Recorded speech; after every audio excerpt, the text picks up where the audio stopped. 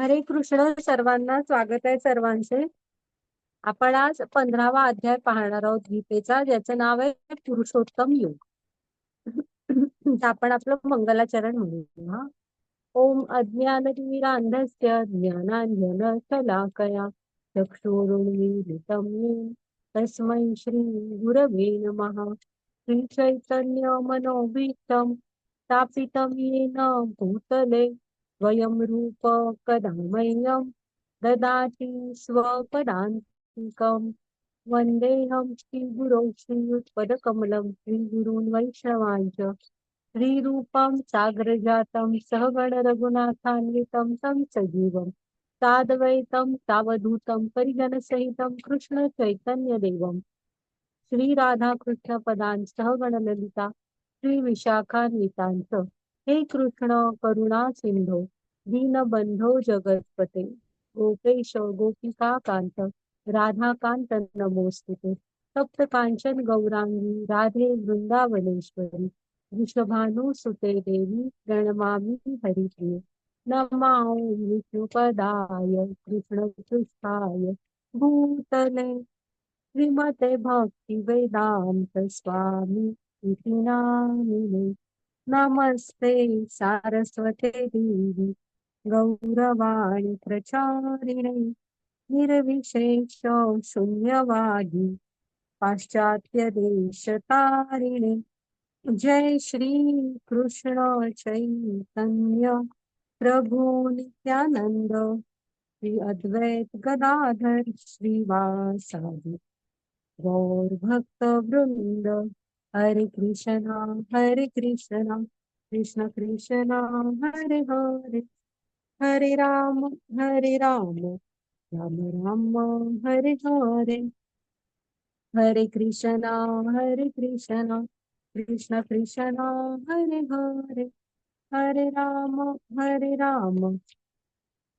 राम राम हरे हरे. तर स्वागत आहे तुम्हा सर्वांचं. आपण हा 15वा अध्याय बघणार. तर आपण त्याच्या आधी आपल्या राधा गोविंदांना प्रणाम करू. पुन्हा प्रभुपाद स्वामींचे आशीर्वाद घेऊ.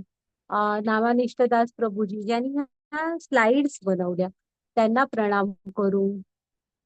आमच्या मराठीच्या ग्रुप हेड पूजा माताजी त्यांना प्रणाम करते आणि आमच्या पूर्ण मराठीच्या टीमला अन्वया माताजी ज्यांनी मला गीता शिकवली त्यांना प्रणाम करते. आणि तुम्ही सर्वजण इथे वेळेत येता, तुमच्या सर्वांना सादर प्रणाम. हा, तर आपण आहे ना काल मनुष्य कसा 3 गुणांनी बांधला जातो हे बघितलं. त्या अध्यायामुळे आपल्याला एक नजर आली अशी की कसं आपण या म्हणजे या गुणांच्या मायेच्या म्हणजे प्रकृती, भौतिक प्रकृती म्हणतात तिला, किंवा त्रिगुणी माया म्हणतात. तर ह्या गुणांच्या प्रभावाखाली आपण सगळे जण असतो. आणि आपल्या सगळ्या ह्याच्यावरती परिणाम करत असतात. आपण सांगा बघू कुठले 3 गुण काल बघितले?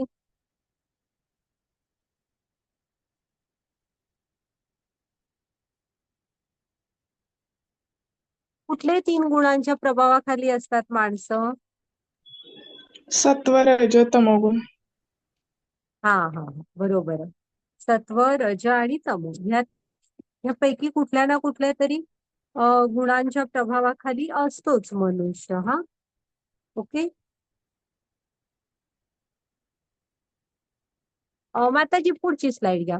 मग काल आपण बघितलं की ते आपले ज्या गुणांच्या प्रभावाखाली असतो त्या गुणानुसार आपला स्वभाव बनतो, आपण तसं वागतो. मग मृत्यूनंतर कुठं जातो तेही सांगितलं. आणि कृष्णाने ह्या गुणातीत कसं व्हायचं हेही सांगितलं.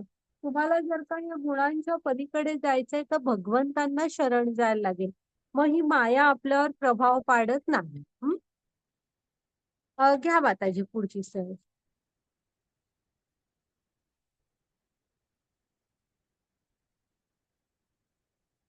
आता आजचा जो अध्याय आहे ना हा पुरुषोत्तम योग.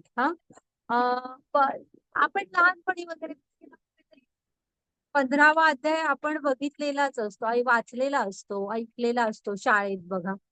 तर आहे ना कृष्ण आपल्या धामाविषयी इथं माहिती देत आहेत आणि भौतिक जगताशी त्याची तुलना केली आहे की कसं आहे त्यांचं जग आणि आपलं भौतिक जग. हा, मग त्याच्यानंतर आत्मा स्थलांतर करताना बरोबर काय घेऊन जातो ते सांगितलंय. हा, आणि मग आपला कृष्ण आपल्या सूक्ष्म शरीराचं आणि स्थूल शरीराचं दोघांचंही हे करतो पालन पोषण ते बघूया. हा, आणि मग वेदांत सूत्रांचा सारांश काय आहे ते पण बघूया. एक मिनिट. हा,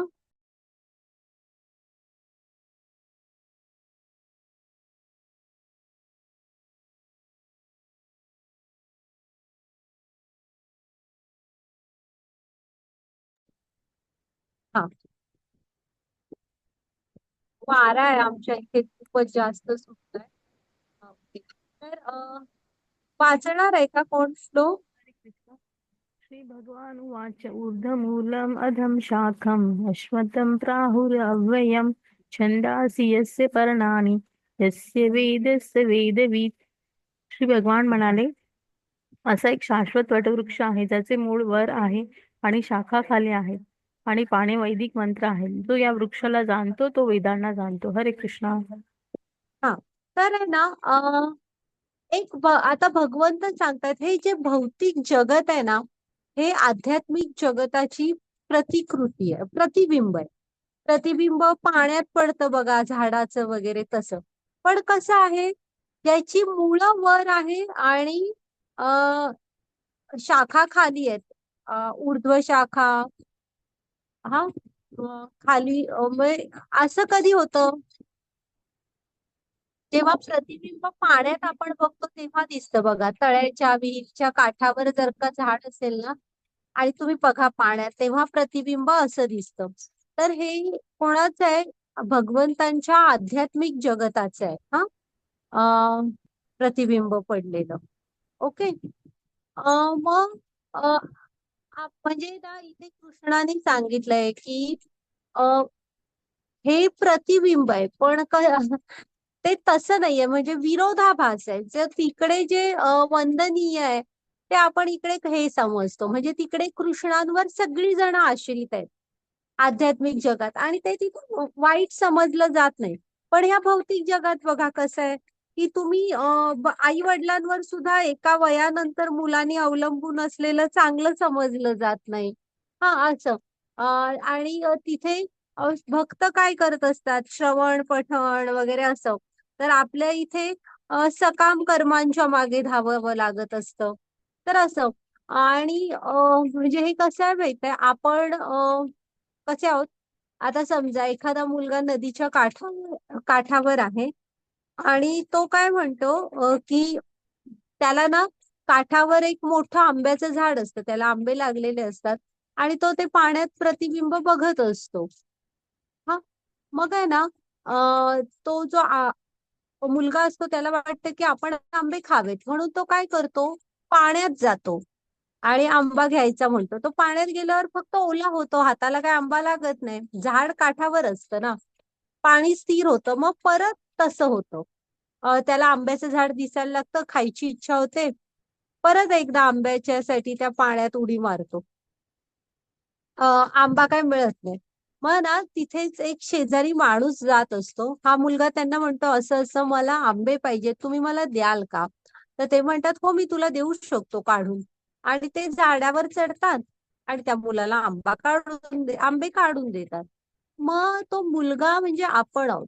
हे जे भौतिक जगत आहे ना तिथला तो मुलगा तसे आपण आहोत. तो चुकीच्या ठिकाणी आनंद शोधत होता तसे आपण पण चुकीच्या ठिकाणी आनंद शोधतो.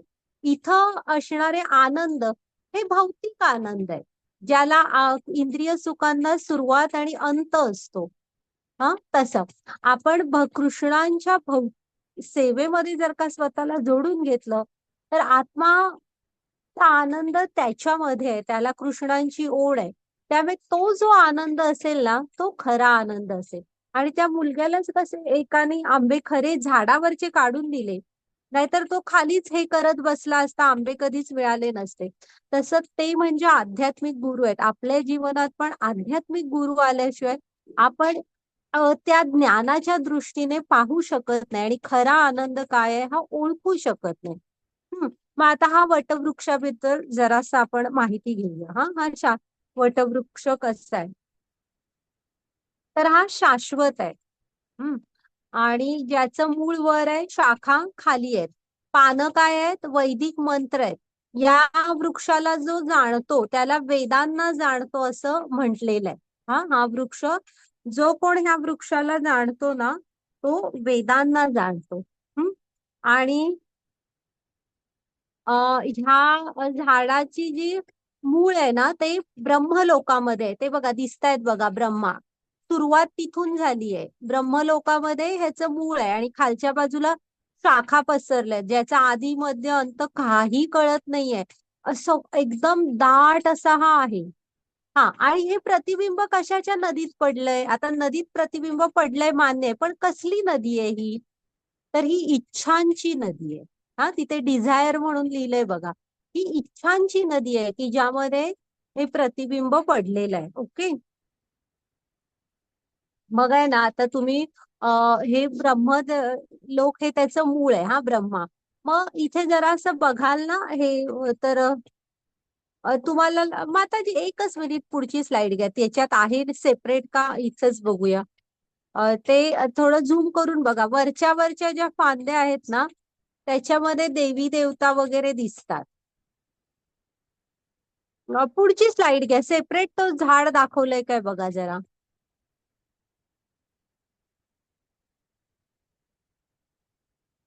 किंवा तुम्हीच जरा असं तुमची सगळ्यांनी स्क्रीन झूम करा आणि त्या वरच्या वरच्या ज्या फांद्या आहेत बघा, तिकडे देवी देवता, यक्ष वगैरे असे दिसत आहेत. ऐरावत वगैरे दिसतोय बघा.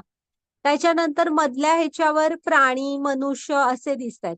म्हणजे मनुष्य आहेत. आणि अजून अजून तुम्ही खाली खाली जाल, म्हणजे फांद्यांच्या टोकांकडे जाल, तसं मग तुम्हाला मनुष्य योनी सुरू, प्राण्यांच्या योनी सुरू झालेल्या दिसत आहेत.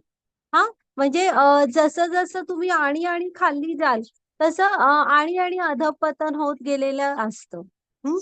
कारण तिकडे मुळाच्या इकडे देवी देवता वगैरे आहेत, ब्रह्मलोक वगैरे. तर हा जो वटवृक्ष आहे ना, ह्याचं पोषण कोणी केलेलं आहे, ह्याला हे कुठून मिळतं?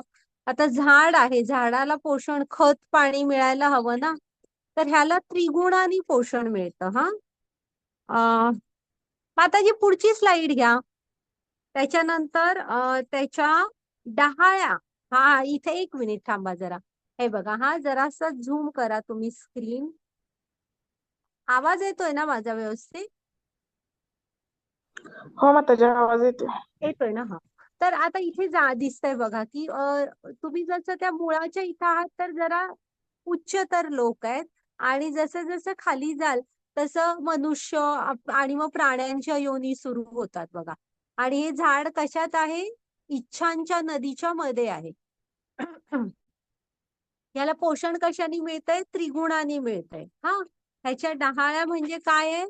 इंद्रिय विषय आहेत डहाळ्या म्हणजे. आणि ही वृक्षाची जी हे आहेत ना, म्हणजे सकाम कर्मांशी बांधले गेलेले आहेत हे इंद्रिय विषय. त्यामुळे ह्याच्या फांद्या आहेत ना, ह्या वाढतच जाणार आहेत निरंतर. इंद्रिय विषय आहेत ते आणि कर्मांशी बांधले गेलेले आहेत. त्यामुळे आपण काय कधी कर्म थांबवत नाही, इच्छा आपल्या संपत नाहीत. त्यामुळे ह्या वाढतच निघाल्यात. हा तर असा हा वटवृक्ष आहे. आणि ते इच्छांच्या नदीच्या पलीकडे तुम्हाला दिसतंय ना, ते आहे आध्यात्मिक धाम कृष्णांचं, गोलोक वृंदावन. ते बघा कसं आहे. माताजी आता घ्या पुढची स्लाइड.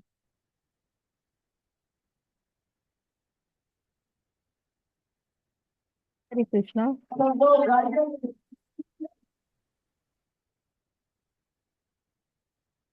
या वृक्षांच्या त्रिगुणांनी पोषण केलेल्या शाखा खाली आणि वर पसरलेल्या आहेत. याच्या डहाळ्या म्हणजे इंद्रिय विषय आहेत. या वृक्षाची मुळे खाली पसरलेली आहेत आणि ती मानव जातीच्या सकाम कर्मांशी बांधली गेलेली आहेत. तर आपण बघितलं हे. आता म्हणजे जेवढं आपण वेगवेगळी कर्म करत राहू, तेवढा हा वाढतच जाणार आहे. तर मग आता ह्याच्या पलीकडे दिसतंय भगवंतांचं धाम.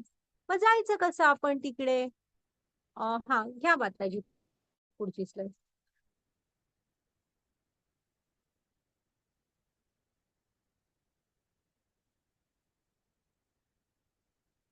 हे नको, हे बघितलंय आम्ही. हा, पुढची घ्या.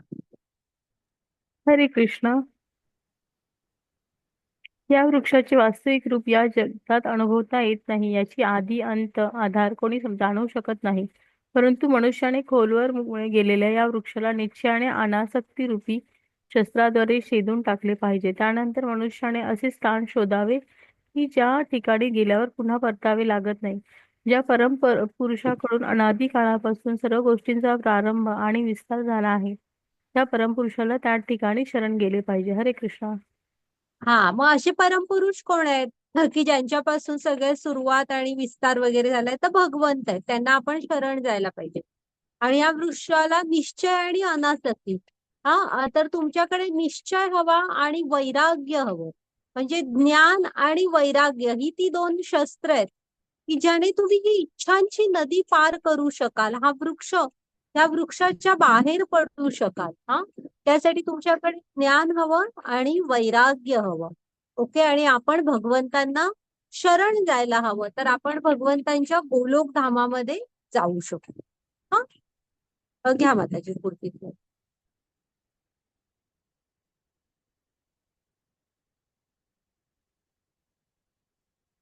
वाचू काय?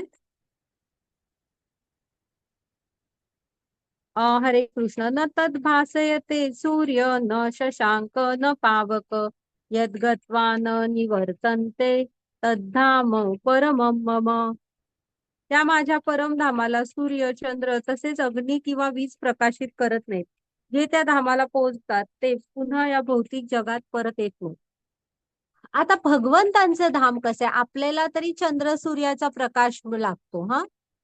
पण भगवंतांचं धाम बघा कसं आहे. त्याला चंद्र किंवा सूर्याचा हे प्रकाशित करीत नाही, तर ते तो स्वयं प्रकाशित आहे. ते धाम. आणि जे त्या धामाला पोचतात ते या भौतिक जगतात परत येत आहेत. म्हणजे एकदा तुम्ही तिकडे गेलात ना, की आपण या जन्म मृत्यूच्या फेऱ्यातून मुक्त होतो. आणि भगवंतांचं धाम हे आध्यात्मिक धाम आहे ना, गोलोक वृंदावन, त्याचाच प्रकाश म्हणजे आपल्याला जो सगळा प्रकाश मिळतो हा त्या गोलोक चंद्र सूर्य ह्या सगळ्यांना सुद्धा प्रकाशित कोण करतं? तर भगवंतांच्या गोलोक वृंदावन धामाचा प्रकाश. आणि तिथे ते का स्वयंप्रकाशित आहे? तर भगवंतांचा आध्यात्मिक लोक जे आहे ना, तिथे सगळे शुद्ध भक्त राहतात. आणि जे शुद्ध असतात ना, ते त्यांना एक बघा स्वतःच तेज असतं. म्हणजे तुम्ही गुरूंना वगैरे भेटलं की आपल्याला बरं वाटतं. त्यांच्या अस्तित्वा त्यांच्या बरोबर आपल्याला त्यांचं असं एक तेज जाणवतं. तर जे शुद्ध भक्त असतात ना, ते त्यांना स्वतःच एक तेज असतं. तसं भगवंतांच्या धामातले हे जे सगळी जण आहेत ना, ही त्यांच्या तेज म्हणजे त्यांचं स्वतःच असं एक तेज आहे. आणि त्यामुळे हा जो तो धाम ते आहे ना, गोलोक वृंदावन, ते स्वयंप्रकाशित आहे. त्याला चंद्र सूर्याची वगैरे बिलकुल आवश्यकता नाहीये. तुम्ही पण बघा की स्वतःच असं एक वलय असतं प्रत्येकाचं. जर का तुम्ही सदाचारी असाल तर ते तेज आपलं वाढतं. घ्या माताजी पुढची स्लाईड.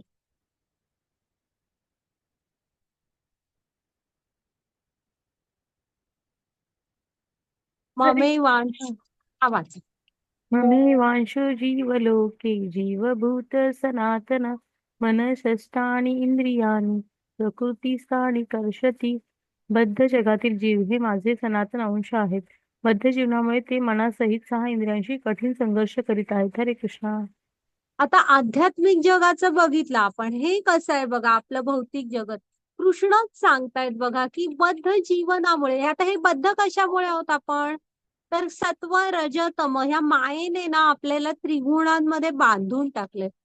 आणि या बद्ध जीवनामुळे ना आपण 6 इंद्रियांशी, मन 1 आणि उरलेली 5 अशी 6 इंद्रिय, यांच्याशी आपला ना सतत कठीण संघर्ष सुरू असतो.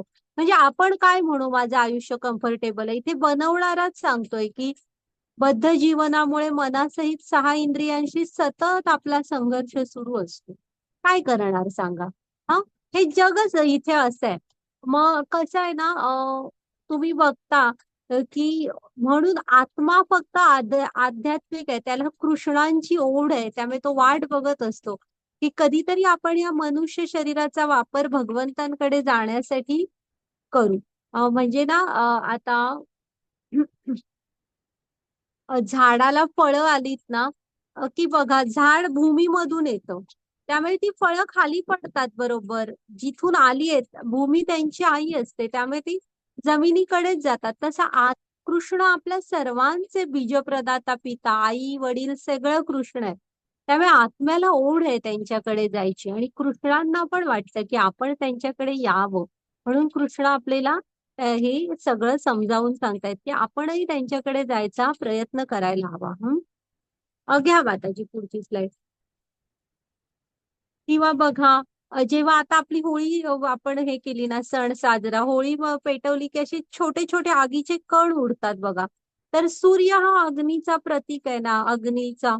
मग ते मूळ ती कण असे एकदम बारीक उडतात ना.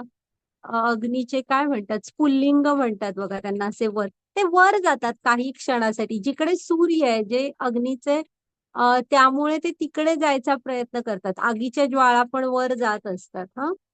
का तर ते तिकडचे आहेत. तसं आपण पण भगवंतांचे अंश आहेत, त्यामुळे आत्म्याला ओढ असते भगवंतांची. म्हणून जेव्हा तुम्ही हे श्रवण वगैरे करता, जप वगैरे करता ना, एक आनंद मिळतो आपल्याला. हं? हा घ्या, वाचा माताजी. हरे कृष्ण. अशा प्रकारे जीव दुसरे स्थूल शरीर धारण करून मनाशी केंद्रित झालेले कान, नेत्र, जिव्हा, नाक आणि स्पर्श इत्यादी विशिष्ट प्रकारची इंद्रिय प्राप्त करतो. अशा रीतीने तो एका विशिष्ट प्रकारच्या इंद्रियाविषयी समूहाचा उपभोग घेतो. हरे कृष्ण. आता इथं ना आत्म्याविषयी सांगितलेलं आहे. म्हणजे भगवंत आत्मा जेव्हा ह्या शरीरातून दुसऱ्या शरीरात जातो, तो स्वतःच्या बरोबर ना काय घेऊन जात असतो, तर तुमची हे भौतिक शरीर तर तो सोडतो. हा, पण आपलं जे सूक्ष्म शरीर असतं, मन, बुद्धी आणि अहंकार, हे तो पुढच्या शरीरात घेऊन जात असतो. त्यामुळे तुम्ही ह्या जन्मात तुमच्या मन, बुद्धी, अहंकार सूक्ष्म शरीरामध्ये जे विचार करत असता, सेम तशी तुमची पुढची इंद्रिय बनत असतात. हा, म्हणजे कसं असतं, आता तुम्ही एक चाफे फुलतात बघा, चाफा फुलतो खूप ह्या दिवसात आता. तर आता तुम्ही मोठ्या चाफ्याच्या झाडाच्या खालून जर का आपण गेलो ना, मोठंच्या मोठं झाड असतात चाफ्याची त्याच्या, तर बराच अंतर पुढे जाईपर्यंत ना हवेमध्ये त्या चाफ्याचा सुगंध येत असतो बघा. झाड ऑलरेडी आपण मागे सोडलेलं असतं, तरी पण वाऱ्याबरोबर तो वास येत असतो. तसं जो हा असतो ना आत्मा, तो शरीर सोडतो, पण आपलं मन, बुद्धी आणि अहंकार पुढे घेऊन जातो सूक्ष्म शरीर. आणि तुम्ही ह्या जन्मात, आता इथं म्हटलंय बघा, की तुम्ही ह्या जन्मात जसा विचार करता तशी तुमची पुढच्या जन्माची इंद्रिय बनत असतात. आता एखाद्याचा स्वभावच आहे की नाही, माझंच आहे, या माझ्या एरियामध्ये कोणही आलेलं मला चालत नाही, मी इथे बसून राहणार आणि कोण आलं तर मला चालणारच नाही इथे माझ्या ह्याच्यात कोण आलेलं. मग असं कोण असतो, कुत्रा असतो बघा, त्यांची हद्दींवरून खूप भांडणं असतात आणि त्यांची इंद्रिय, नाक, वास वगैरे पण खूप पटकन येतो त्यांना कोण आलेलं. मग असं वागत असलं ना, तर पुढच्या शरीरात तुम्हाला ना अशा प्रकारची, म्हणजे खूप तीव्र वास घेऊ शकणारे, असं म्हणजे वास घ्यायची क्षमता चांगलं असणारी इंद्रिय मिळतील आणि अजून चांगलं शरीर की जे तुम्ही कोणाला आपल्या एरियात यायलाच देणार नाही. म्हणजे तुम्ही ह्या ह्याच्यात शरीरात जे विचार करता त्याप्रमाणे तुम्हाला पुढची इंद्रिय प्राप्त होत असतात. घ्या माताजी पुढची स्लाइड.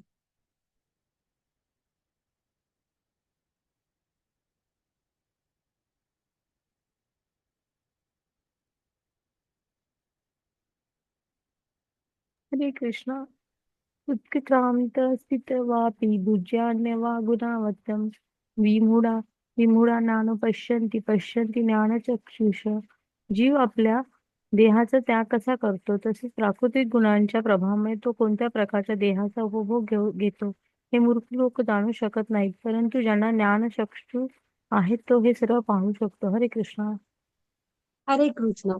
तर बघा इथे ना कृष्णाने कसं सांगितलं, आता हे जे आपण पाहतोय ना, की कोण ह्या जन्मात कसा वागतोय, पुढचं शरीर, म्हणजे तेच आपण बरेचदा बघितलंय की तुम्हाला खूप मांसाहारच खायला आवडतोय, तर मग भगवंत काय म्हणतात की बाबा शिकारी प्राणी असतात ना, सिंह वगैरे, तसं ह्याला वाघ, तसे नख वगैरे देऊया, म्हणजे काय होईल की ह्याला ताजं ताजं मांस मिळेल आपलं.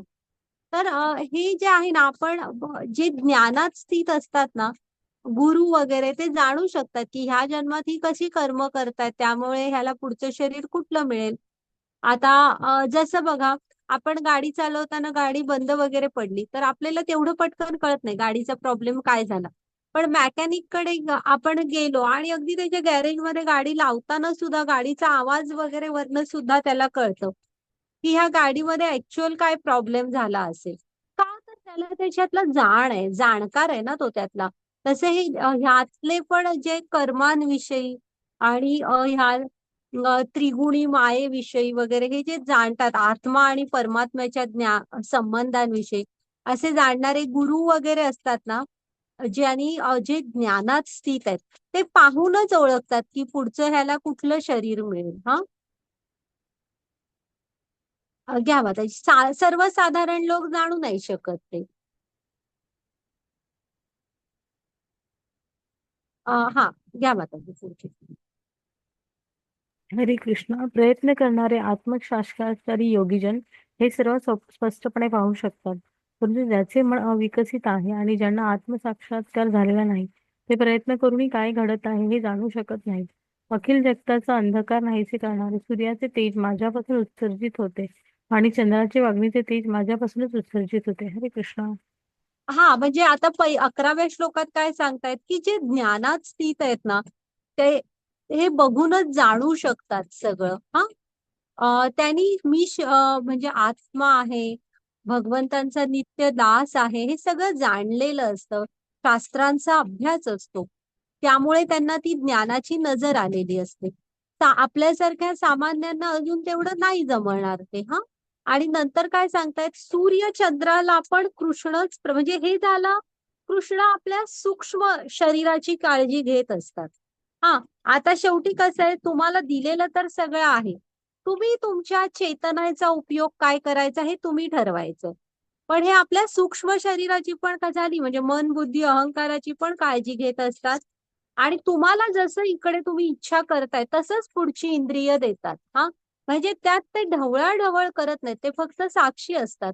तुम्ही ठरवाय, त्यामुळे तुम्हीच ठरवता की तुम्हाला पुढं तुमच्या चेतना उच्च असतील, तुम्हाला गोलोकधामात जायचंय, वैकुंठामध्ये जायचंय, भगवंतांशी जोडायचंय, तर ऑफकोर्स तिकडे जायला मिळणार. हा, आणि आता कृष्ण सांगतायत बघा, आपल्या स्थूल शरीराची पण कशी काळजी घेतात. आता सूर्यचंद्राच्या प्रकाशावरच आपलं सगळं अवलंबून असतं ना, तर त्यांना तो प्रकाश म्हणजे अग्नीची उष्णता ही कृष्णांपासून मिळत असते बघा. हा, चालेल, घ्या माताजी पुढची स्लाईड.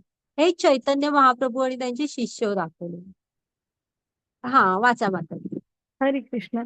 गामाविश्य भूतानि धारयाम्यमोजसा पुष्पामि औषधी सर्वो सोमो भुक्तारसात्मक. मी प्रत्येक ग्रहलोकात प्रवेश करतो आणि माझ्या शक्तीद्वारे ते आपल्या कक्षेत स्थित राहतात. मी चंद्र होऊन सर्व वनस्पतींना जीवन रसाचा पुरवठा करतो. हरे कृष्ण. बघा, प्रत्येक ग्रहलोकात भगवंत प्रवेश करून ना सगळं, आता कलिंगडाचा सीझन सुरू आहे, आपण म्हंटलो कलिंगड हवेत फेक, तर काय होणार, ते थोडंच आपल्याला तरंगत ठेवता येणार आहे, खाली येऊन फुटणार ना. तर भगवंतांची बघा ही रचना कशी किती सुंदर आहे. हे ग्रहगोल जे आहेत, ते म्हणजे युगानुयुग आहेत ते ग्रहगोल. पण बघा, अखंडपणे त्यांच्या कक्षांमध्ये व्यवस्थित हे करतायत, फिरतायत. अजिबात एक क्षणभरासाठी सुद्धा कोणही कुणाची गती बदलत नाही. चंद्र बघा, सूर्य बघा, रोज वेळेत उगवतो, रोज मावळतो, आणि त्याचं ठरलेलं वेळापत्रक जसंच्या तसं सुरू आहे. हा, तर भगवंत काय सांगतायत की हे स्थिर बघा, आपण काय तरंगत ठेवू शकतो का एवढीशी सुद्धा वस्तू, किती जडजड ही ग्रहगोल असे व्यवस्थित आकाशात आहेत. तर त्यांना भगवंतानी धारण केलंय, ते प्रत्येक ग्रहलोकात प्रवेश करतात आणि स्वतःच्या शक्तीमुळे, म्हणजे भगवंतांच्या शक्तीमुळेच ते त्यांच्या कक्षेमध्ये स्थिर राहतात. हा, पुन्हा मी चंद्र होऊन सर्व वनस्पतींना जीवन रसांचा पुरवठा करतो. आयुर्वेदाचे मध्ये सांगितलेलं आहे की हे जे वनौषध वनस्पतींमध्ये चव येते बघा. तर तुम्ही वेगवेगळ्या भाज्यांना वेगळी चव असते. मेथीची एक वेगळी, पोकळ्याची वेगळी, चाकवताची वेगळी, म्हणजे आणि सगळ्या कडधान्यांना वगैरे प्रत्येकाची स्पेसिफिक एक चव असते. हा, तर चंद्र असतो ना, आणि औषधी गुणधर्म पण असतात प्रत्येक वनस्पतीचे. तर चंद्राचा प्रकाश जो आहे ना, तो वनस्पतींचं पोषण करतो आणि त्यांच्यामध्ये हे औषधी गुणधर्म पण देतो. हं? मग चंद्राला ही पॉवर कोण देत आहे? तर कृष्ण स्वतःच चंद्र होऊन हे सगळं करतायत. हा, आणि कोणी विचारलं तर तुम्ही हे श्लोक सांगा त्यांना. इथं कृष्णांनीच स्वतः सांगितलेलं आहे. हा, लक्षात ठेवा, हा अध्याय छान अध्याय आहे. घ्या माताजी पुढची slide. हरे कृष्ण. अहम वैष्णवरो भूत्वा प्राणिया देहमाश्रितः प्राणापन समायुक्तः पचामन्य चतुर्विधम. सर्व प्राणीमात्राच्या देहामधील जठराग्नी मी आहे आणि 4 प्रकारच्या अन्नाचे पचन करण्याकरता मी प्राण अपान वायूशी संयोग साधतो. हरे कृष्ण.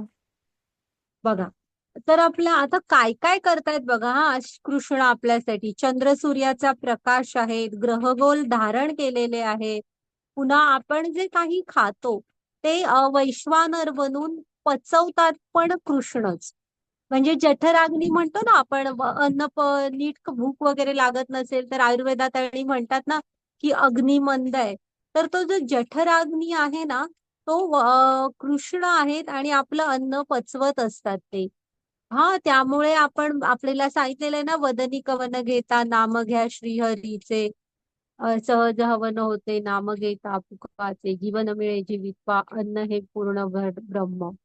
हा, उदरभरण नोहे जाणीजे यज्ञ कर्म.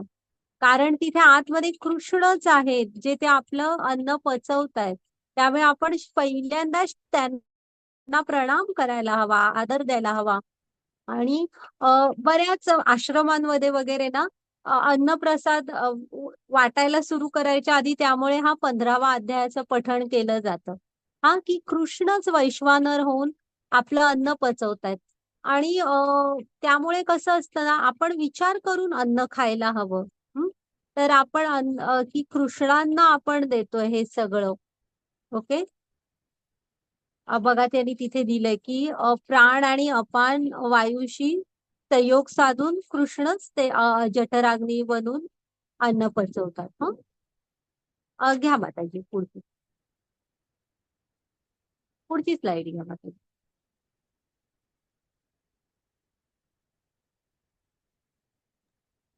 श्री कृष्ण. सर्वस्य चाहं हृदि सन्निविष्टो मत्तं स्मृतिमानपोऽहं च वैद्य सर्वमेव वैद्य वेदांत कृती विद्वेय चाहं. मी प्रत्येकाच्या हृदयात स्थित आहे आणि माझ्यापासून स्मृती, ज्ञान आणि विस्मृती होतात. सर्व वेदाद्वारे जाणण्यायोग्य मी आहे.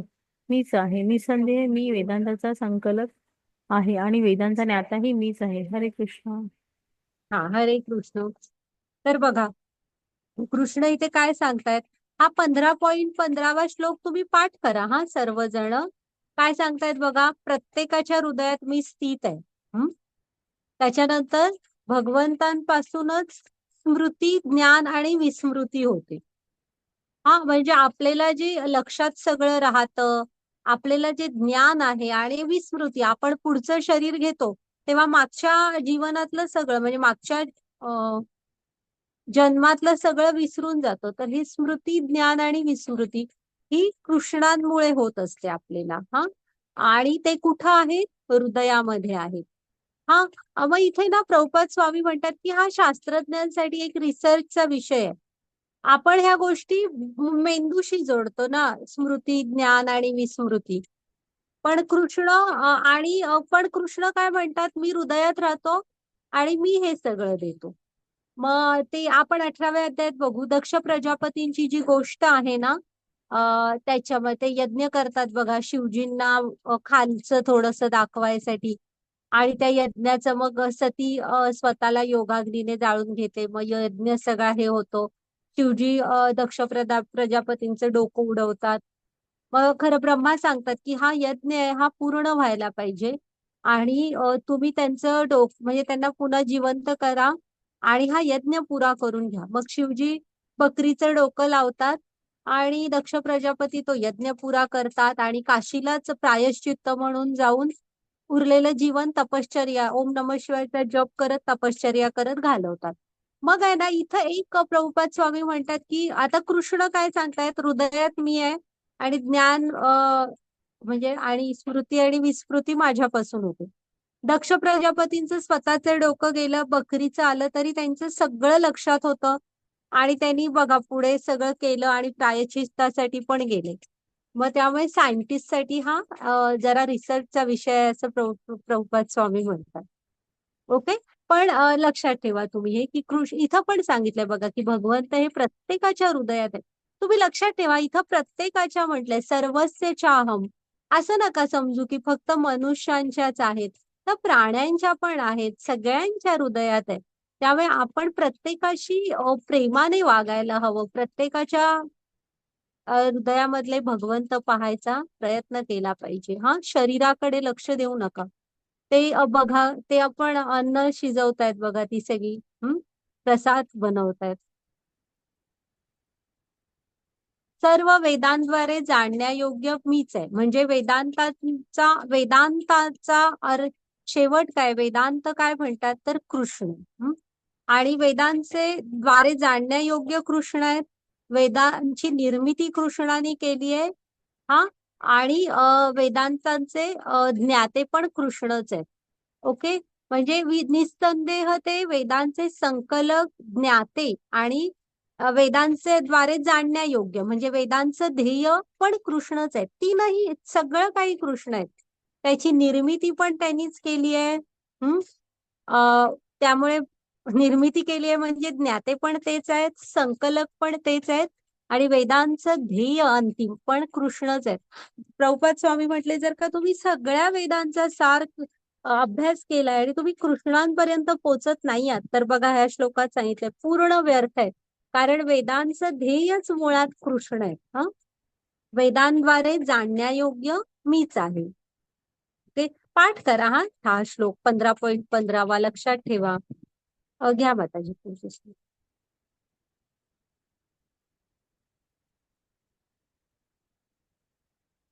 कृष्णा क्षर अच्युत अक्षर असे दोन जीवांचे दोन वर्ग आहेत.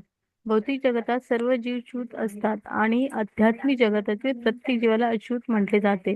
या दोहो व्यतिरिक्त एक परम पुरुष परमात्मा आहेत जे स्वतः अवयवी भगवंत आहेत आणि ते त्रिलोकामध्ये प्रवेश करून त्यांचे पालनपोषण करीत आहेत. हरे कृष्णा.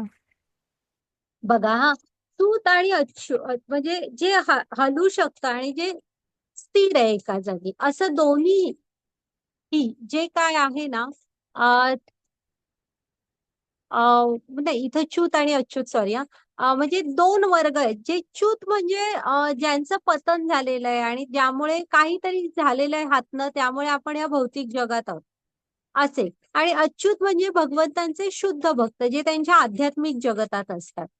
तर आहे ना ह्या दोघांचंही सर्व काही पालन पोषण वगैरे जे आहे ना हे भगवंतच करतात. असं नाही की तुम्ही भगवंतांच्या आध्यात्मिक जगतामध्ये गेलात म्हणून इंडिपेंडंट झालात, तसं नाही. तर तेही भगवंतांवर ते तर उलट पूर्ण अवलंबून असतात. आपणच अहंकारात मी करता आणि मी भोगता म्हणत असतो. पण कृष्ण म्हणतात की त्या दोघांचंही पूर्ण पालन पोषण मी करत असतो. हे बघा या दोहों व्यतिरिक्त एक परमपुरुष आत्मा आहेत, परमात्मा आहेत जे अव्ययी भगवंत आहेत आणि ते त्रिलोकांमध्ये प्रवेश करून त्यांचे पालन पोषण करतात. म्हणजे जे आध्यात्मिक जगतातील भक्त आहेत त्यांचं पण आणि आपलं पण सर्वांचंच करतात. कधीच कोणाला कृष्णाने सोडलेलं नाही, ते नेहमी आपल्या बरोबर असतात. घ्या माताजी पुढची स्लाईड.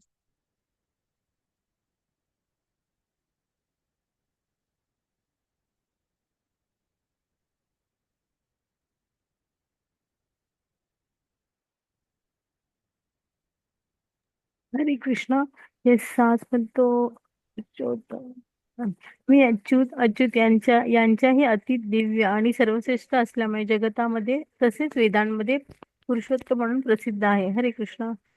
बघा, कृष्ण जे आहेत ना ते म्हणजे आध्यात्मिक लोक जगतातले भक्त असू दे किंवा आपण असू, ह्या सगळ्यांच्या पेक्षा अतीत म्हणजे ह्या सगळ्यांच्या पलीकडे दिव्य आणि सर्वश्रेष्ठ आहे.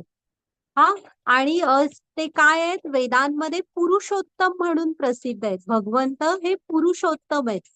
त्यांना का पुरुषोत्तम म्हणतात, तर पुरुष अवतारांमध्ये उत्तमम आहेत ते.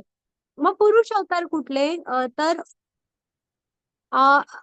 हे भगवंतांनंतर मग क्षीरोदक गर्भोदक नाही नाही, हे कारण समुद्रातले महाविष्णू किंवा कारणोदकशाही विष्णू, मग गर्भोदकशाही विष्णू आणि क्षीरोदकशाही विष्णू हे भगवंतांचे पुरुष अवतार आहेत. तर ह्यामध्ये उत्तम कोण आहेत, तर आपले भगवान कृष्ण. त्यामुळे त्यांना राम, कृष्ण, विष्णू ह्यांना पुरुषोत्तम म्हणतात. हा, आता इथे ना ही साईडला तुम्हाला ब्रह्म विमोहन लीला दिसते.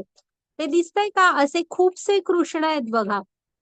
तर एकदा काय होतं, म्हणजे ना भगवंत त्यांच्या गोप सख्यांबरोबर खूप प्रेमाचं आदान प्रदान करत असतात. म्हणजे त्यांच्या बरोबरच नेहमी वनात प्रत्येकाची आई शिदोरी बांधून देत असते ना, एकत्र बसून वनात खाली जमिनीवर बसून खात असतात. आणि ते गोप सखे प्रेमाने आपण आणलेलं त्यांना काय काय असं बोटाने लोणचं भरव वगैरे असं चारवत असतात. पुन्हा ते जे असतात ना कृष्ण, ते पण आपल्यातलं त्यांना काय काय देत असतात वगैरे, असं अतिशय प्रेमाचं मग आदान प्रदान. मग आहे ना ब्रह्मा विचार कर, आता ब्रह्मांना तर ऑलरेडी ब्रह्माच गेलेले असतात सगळ्या देवतांना गोळा करून, की हा असुर खूप वाढलेत पृथ्वीवर आणि पृथ्वीला खूप म्हणजे लक्षात ठेवा, पृथ्वीला ओझं होत नाही वजन, म्हणजे पर्वत समुद्र ह्याचं ओझं होत नाही, तिला पापांचं ओझं होतं. मग पृथ्वी जाते तेव्हा सगळे देवी देवता आणि पृथ्वीला घेऊन ब्रह्माच जातात. तेव्हा भगवान म्हणजे क्षीरसागरी, तेव्हा सांगतात भगवंत की मी येईन देवकी आणि वसुदेवांच्या घरी कृष्ण म्हणून, आणि तेव्हा ह्या पापापासून जो जो भार वाढलाय तो पृथ्वीवरचा कमी करेल. हा, मग हे ब्रह्मांनाच तर माहित असतं. मग आहे ना ब्रह्मा विचार करत असतात की हे आपले पुरुषोत्तम भगवान आहेत, असं लहान मुलांबरोबर बसतायत आणि त्यांच्याबरोबर जेवतायत वगैरे. म्हणून आहे ना ब्रह्मा परीक्षा घ्यायची ठरवतात. आता परीक्षा घ्यायची असते तर तुम्ही लक्षात ठेवा, कधी पण भगवंतांची घ्या. जे भगवंत खूप म्हणजे ते करुणा सागर आहेत, त्यांना कधीही कुणाचा राग वगैरे येत नसतो. सुहृदम सर्व भूतानाम आहेत. ब्रह्मा परीक्षा भगवंतांची बघायला करतात, काही वनात गेलेले असतात आणि जेवायला बसतात वनभोजन करायला. तेवढ्यात गोप सखे काय म्हणतात, गायी लांब गेल्या असतील, मी बघतो, आम्ही बघून येतो. तो कृष्ण म्हणतात तुम्ही नका, तुम्ही जेवा. मग बघा भक्तांवर केवढं प्रेम असतं, जेवताना स्वतः उठतात पण मित्रांना उठायला देत नाहीत आणि गायी बघायला जातात. तर ब्रह्मा ना आपल्या शक्तीने सगळ्या गायी गायब करतात. मग आता कृष्ण तर त्रिकाल ज्ञानी आहेत, त्यांना ते कळतं आणि ते इकडे गोप सख्यांकडे येतात तर सखे पण गायब झालेले असतात. मग भगवंतांना कळतं आणि भगवंतांना आवडत नाही की त्यांनी गायी आणि त्यांच्या गोप सख्यांना त्रास दिला ते. हा, मग भगवंत आपल्या योग मायेने होते तसे गायी आणि हे निर्माण करतात, कोण, गोपसखे. हा, आणि ब्रह्मा ते बघत असतात. आणि मग मात्र ना काही काळानंतर ना ब्रह्मा त्यांचे ते हे परत म्हणजे गायी आणि गोपसखे देतात आणि भगवंतांची हे मागायला येतात माफी, की ओळखू नाही शकलो तुम्हाला म्हणून, आणि असं तुमच्या गायी आणि गोपसख्यांना गायब केलं. कारण योग मायेने एवढं सगळं करण्याची क्षमता फक्त भगवंतांच्यातच आहे, ते जाणत होते. मग आहे ना जेव्हा ब्रह्मा माफी मागायला येतात ना, तेव्हा त्यांना चराचरामध्ये कृष्ण दिसायला लागतात. खरे कृष्ण कुठे आहेत काहीच कळत नाही. सगळीकडे नुसते कृष्ण कृष्ण दिसायला लागतात. ही म्हणतात ब्रह्म विमोहन लीला. ब्रह्मा काहीच ओळखू शकत नसतात. मग ते डोळे बंद करून भगवंतांची शांतपणे स्तुती करायला सुरू करतात आणि नंतर भगवंतांना शरण जाऊन मग माफी मागतात. हा, त्यामुळे आपण भगवंतांच्या भक्तांना कधी त्रास देऊ नये. भलेही भक्ती थोडी कमी कराल तरी चालेल, पण विनाकारण कुणाला आपलं जीवनच आपण असं जगायला हवं ना, की आपल्यामुळे विनाकारण कुणाला त्रास नको व्हायला. हं? अं, माताजी हे गेलं आमचं स्क्रीन. पुढची स्लाइड घ्या.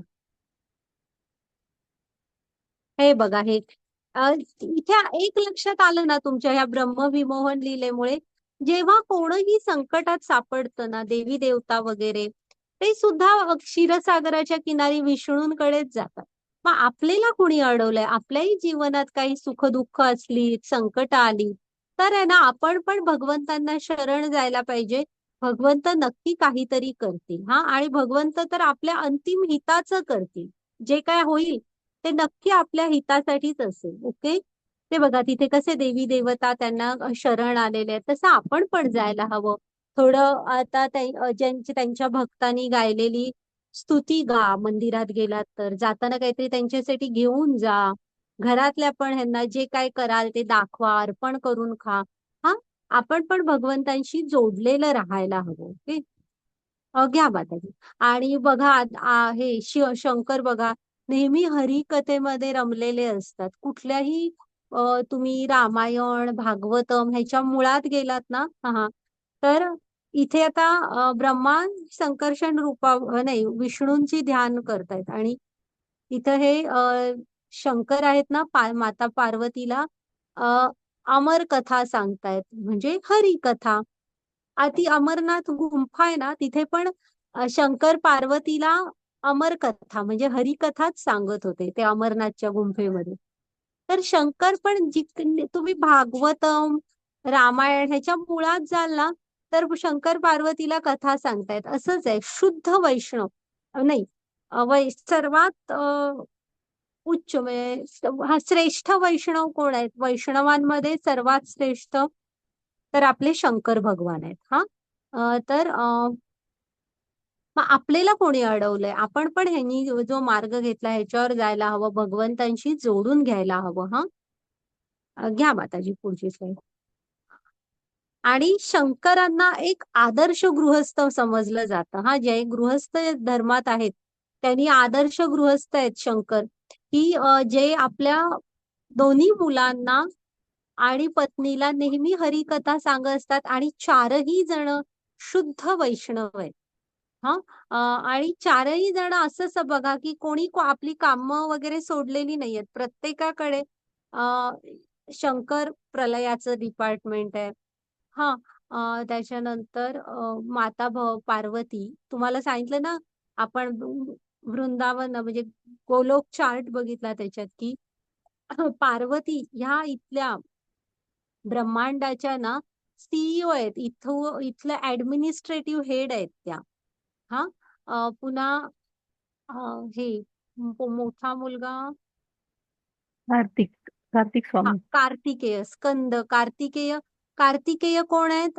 ह्यांचे देवतांचे सेनापती आहेत. आणि गणपती बाप्पा ते तर गणांचे नायक आहेत, विघ्नहर्ता आहेत.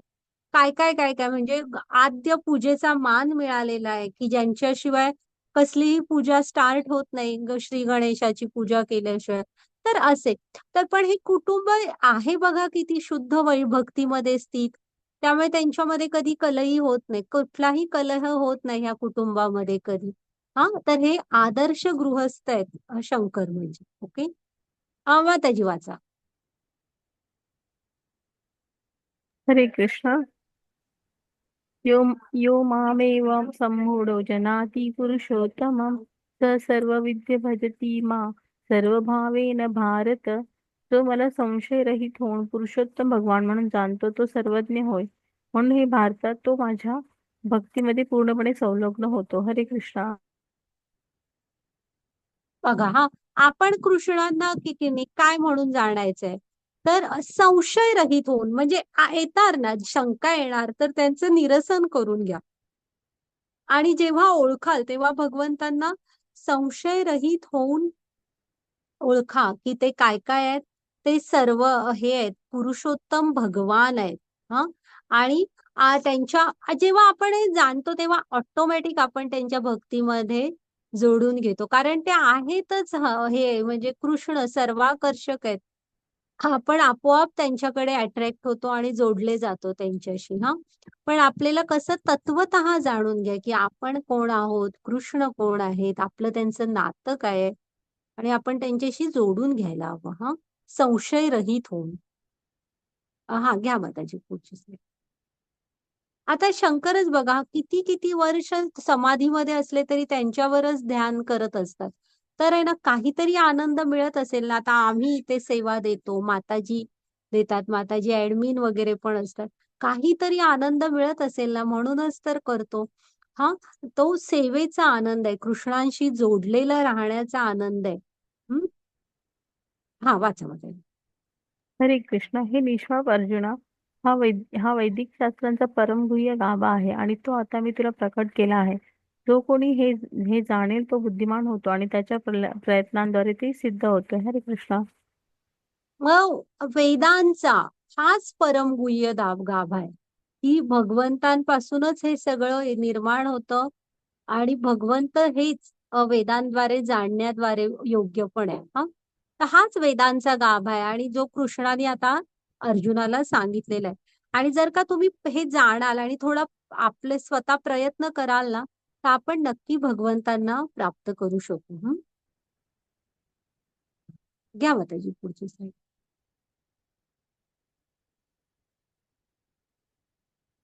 तर झाला आपला आजचा अध्याय. आपण काय काय बघितलं बघा.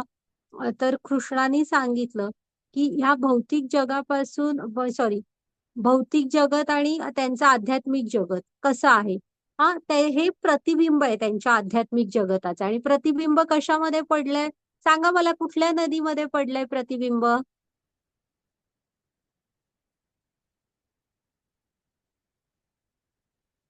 इच्छांच्या नदीमध्ये पडलंय. मग जर का ही नदी पार करू शकलो तर पलीकडे आध्यात्मिक जगत आहे. मग ती पार कशी करायची? तर तुमच्यामध्ये ज्ञान आणि वैराग्य ह्या दोन गोष्टी हव्या. हा. हे सांगितलं कृष्णानी. मग आहे ना, आपण आत्मा आपला स्थलांतर करताना जसं आपलं तो आत्मा पुढे जातो तसंच तो मागची सूक्ष्म शरीर घेऊन जात असतो. म्हणजे मन, बुद्धी आणि इंद्रिय ह्याने तुम्ही जे काय विचार करत असता सतत, तशीच इंद्रिय आपल्या पुढच्या शरीरात आपल्याला मिळतात आणि तो ते घेऊन जातो पुढे. हा. मग कृष्ण आपल्या सूक्ष्म शरीर आणि स्थूल शरीर दोघांचंही पालन पोषण करतो. आणि तो हे दोन्ही म्हणजे आपल्या भौतिक जगतातली पण सर्वांचं करतो आणि त्यांच्या आध्यात्मिक जगतातल्या पण सगळ्यांचं पालन पोषण करतात. हा. आणि मग वेदांचा गाभा बघितला आपण की वेदांत सूत्रांचा सारांश की वेदांचे ज्ञाते, संकलक आणि वेदांचं ध्येय हे कोण आहे? कृष्ण आहे. हा. घ्या माताजी. हा, नाही झाले आपला आजचा अध्याय. तर पाठ करा जमला तर अध्याय, चांगला अध्याय.